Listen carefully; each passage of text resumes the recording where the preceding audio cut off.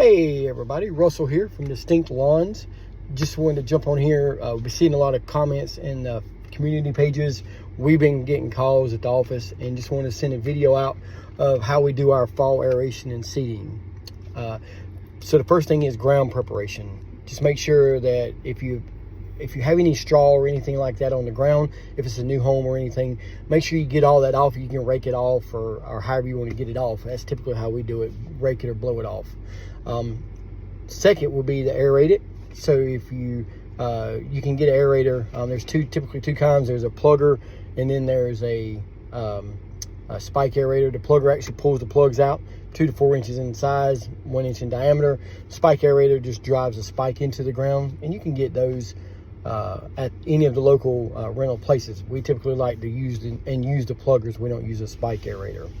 Next, you want to look at your soil. If you have a real red clay soil, real hard compacted soil, or if you have any trouble spots, like spots that you just can't get to grow grass really well, we put down a landscape soil that you can get at your all your local landscape supply stores like Family Home and Garden or Cedar Creek or Bradshaw's or any of those landscape supply stores. The landscape soil is actually 50% topsoil and 50% compost. Topsoil by itself doesn't have any nutritional value, so we use the 50-50, and it does really well with seed. So you actually, after you aerate, you come in and put that seed down. Put your compost topsoil mixture, the landscape soil called 50-50. You put that down, put it no more than about a ½ inch thick or so, and take your rake and take a hard rake and the one with the tines, flip it upside down, and just kind of use the backside of it to kind of level things off and smooth it out in all your troubled areas or bare areas, and make it smooth. We then come along and put our seed out. We typically go with the Let's Go brand seed, the transition seed. It's not coated. We actually like the kind that's not coated. We don't use coated seed personally. Just seems to do really well. We actually will put it out anywhere from 5 pounds to 10 pounds per thousand square feet.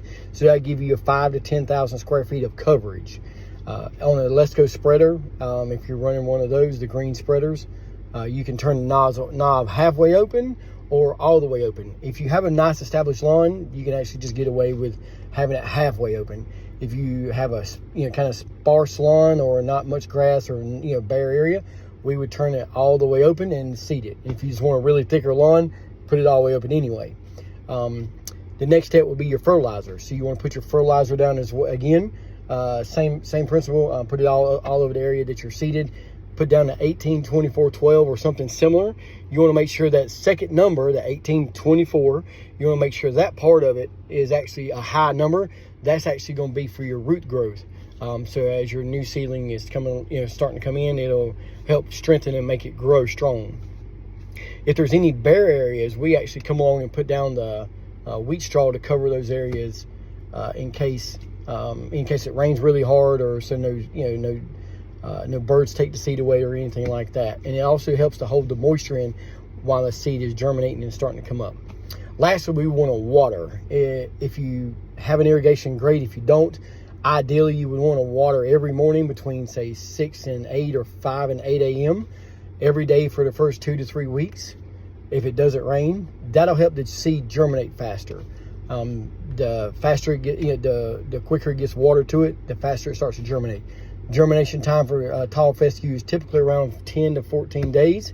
You want to wait after that about 3 weeks from the time of seeding to actually mow it.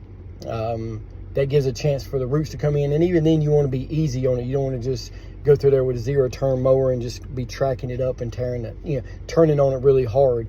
It can tear it up. You do all those things, you'll have a nice lawn. Typically, we like to fertilize again right after Thanksgiving. We call it a winterizer as we head into winter. And then if you do all this, you will need a weed control and fertilization program for your lawn. And that usually starts around February, January, the end of January, 1st of February, and treat it all year long with your pre-emergence and your fertilizers and different things like that. We offer all these services if you want to do it. If not, these are, again, literally, if you follow this step by step, it's a great tutorial or whatever of how to aerate your lawn. If you follow it, you should have a great stand of grass in about 2 months. So I hope this helps. Give us a call if you don't if you don't want to do it yourself and need somebody to help. Give us a call, 919-435-2940. Thanks.